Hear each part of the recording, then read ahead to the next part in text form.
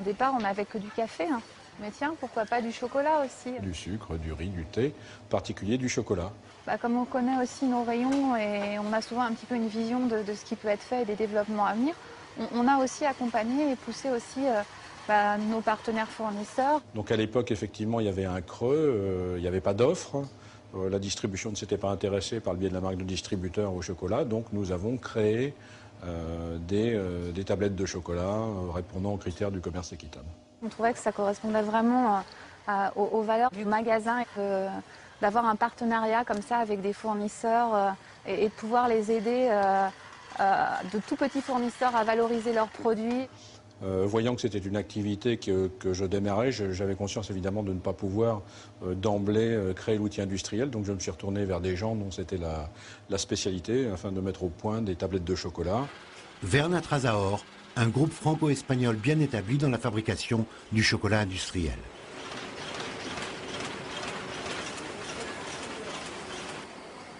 Bien. Voyons comment ça s'est passé. Fort de son contrat avec Carrefour, Lobodis passe commande à Natrasaor. Natrasaor est donc maintenant fournisseur de Lobodis, lui-même fournisseur de Carrefour. Entre chaque acteur commercial, on fixe par contrat les prix, les volumes, les délais de livraison, tout est calé. Ce que nous n'avions pas, nous, anticipé, c'est que la grande distribution se mettrait donc à l'équitable aussi rapidement sous les marques de distributeurs. Eh oui, 6 mois après le lancement du chocolat Escale équitable, voilà que Carrefour lance le même chocolat sous sa propre marque, en signant directement avec Natrasaor.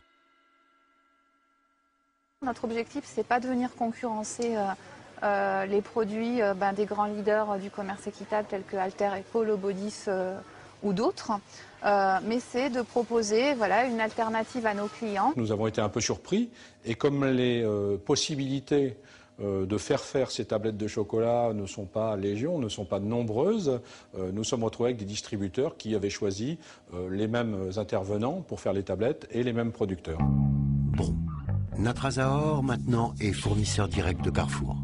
Mais au fait, avec quel volume, quelle date de livraison, quel prix? On ne communique pas. Je ne peux pas répondre à cette question. C'est pas que je veux, et c'est pas que je veux pas la réponse, je ne connais pas la réponse. C'est-à-dire que la manière dont nos clients gèrent leurs produits est quelque chose qu'on ne maîtrise absolument pas. Sur un produit à marque distributeur, on a des volumes qui sont importants, donc il va y avoir un effet volume qui nous permet en effet d'avoir des prix plus attractifs.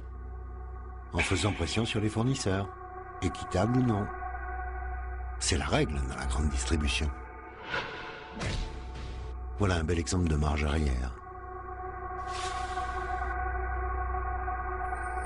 Les grandes surfaces obligent leurs fournisseurs à des tas de concessions financières.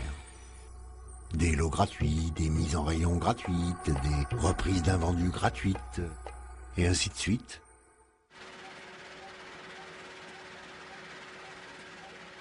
Dans le même temps, chez Natrasaor, les machines tournent à plein régime. Et elles ont besoin de matières premières. D'autant que tous les grands distributeurs veulent maintenant leur chocolat équitable. À la fin de l'année 2006 et au début de l'année 2007, nous avons été confrontés à deux phénomènes.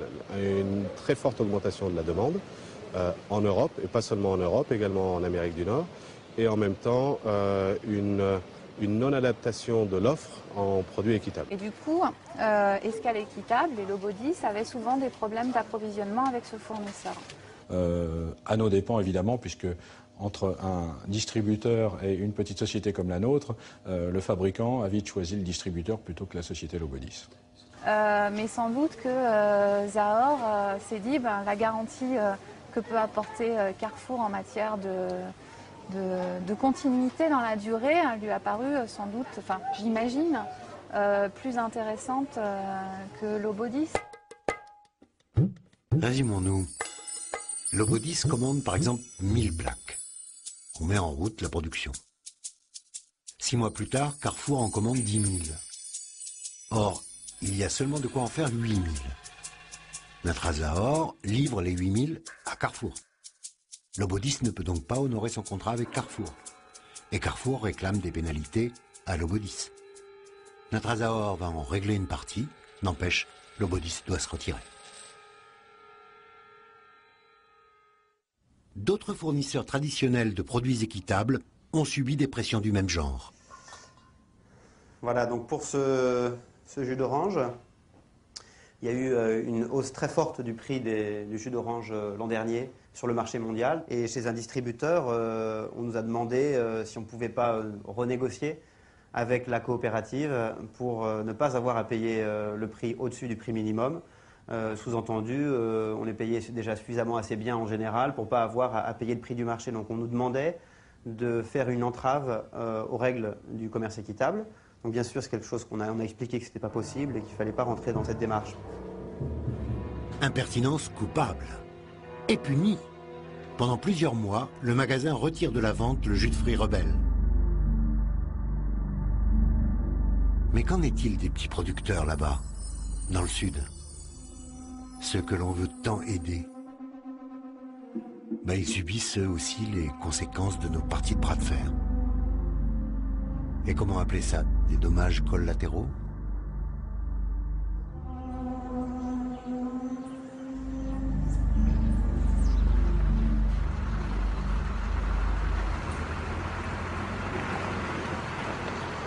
Retournons à nos 2 chocolats équatoriens.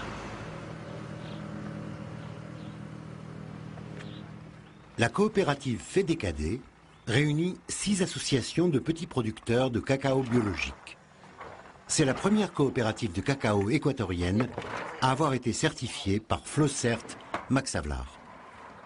C'était en 2005, précisément au moment où en France, rappelons-nous, Lobodis, sollicité par Carrefour, lançait sa tablette 74% Équateur.